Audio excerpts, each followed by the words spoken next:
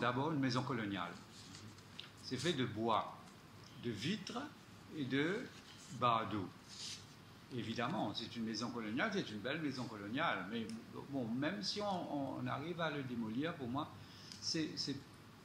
disons que ça demande une fortune pour restaurer cette maison-là.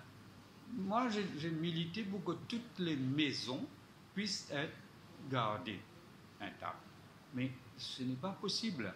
Il n'y a pas une politique de sauvegarde de patrimoine architectural ou des maisons à Maurice. National Heritage Fund, c'est un éléphant blanc, si on peut parler comme ça. Hein. Ils n'ont pas... Non. C'est-à-dire qu'ils n'ont pas les moyens, l'énergie qu'il faut pour se battre contre un ministre des Arts et de la Culture, pour se battre contre un Premier ministre. Mais pour lui, tous les immeubles en béton, nos fameux gratte-ciel, si vous voulez, ben, c'est construit sur quoi? Sur les restes des bâtiments de prestige, c'est-à-dire de grandes maisons. Il faut des gens, vraiment des combattants du patrimoine.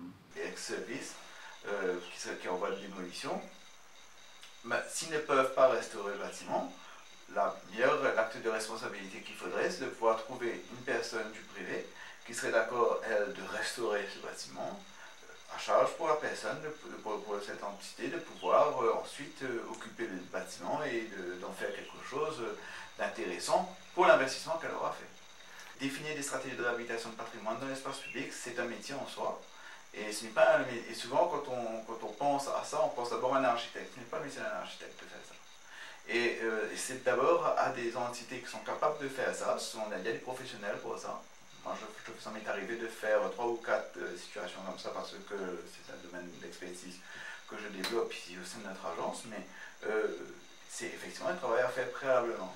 Et en fonction de ça, on définit un cahier des charges qui est ensuite remis à un architecte spécialisé en restauration de patrimoine qui, lui, saura ensuite dimensionner la restauration pour pouvoir soutenir la stratégie de réhabilitation. Si on veut faire un bâtiment devenir une salle de mariage, par exemple, il faut que ce soit réfléchi préalablement parce que l'architecte devra en tenir compte dans sa façon de restaurer le bâtiment par rapport à l'équipement qu'il va mettre en interne, par exemple. Aujourd'hui, il y a beaucoup de bâtiments anciens dans Port-Louis, par exemple, qui sont transformés en des bâtiments, des maisons, souvent, qui sont transformés en bureaux ou en banques.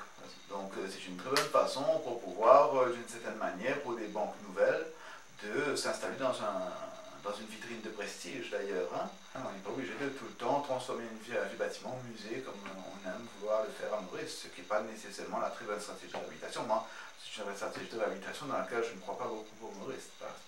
Je dois aussi dire que les jeunes générations sont hyper concernées. On a créé SOS Patrimoine en 2006 et 12 ans après, le nombre de réactions qu'on a, le nombre de jeunes qui nous contactent en permanence, tous les jours, je reçois à peu près 4 ou 5 demandes d'interview de jeunes, d'étudiants, de toutes parts, de Maurice et d'ailleurs, et qui sont vraiment concernés. C'est impressionnant à quelle vitesse l'attachement des jeunes générations pour les racines mauriciennes, l'héritage mauricien est en hausse, et ça continue de prendre de l'importance, ce qui est une bonne chose.